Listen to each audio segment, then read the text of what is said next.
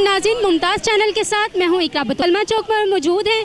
यहाँ पर एहतजाज यहाँ पे हो रहा है और यहाँ पर सैलरी के बारे में एहतजाज हो रहा है कि इनकी सैलरी काफ़ी अर्से, इनकी जो कंपनी है वो इनकी सैलरीज नहीं दे रही है। आइए इनसे बात करते हैं।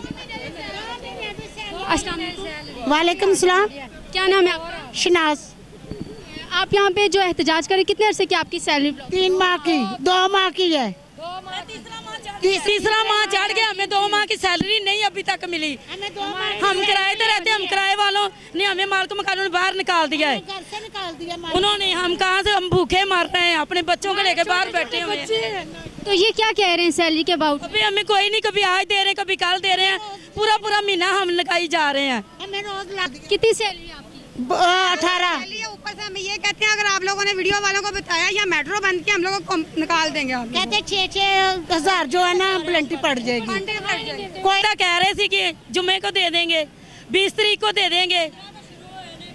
हमें ऐसे पूरा महीना ही गुजर जा रहे हैं। हम खामोशी से ड्यूटी की थी। कितने अरसे से ये आपको इसी तरह तंग कर रहे हैं? 2 माह से हम ऐसे डील हो रहे हैं। हम कंपनी का, जिस कंपनी के जरिए आप काम कर रहे हैं, उस कंपनी का नाम आप बताएंगे?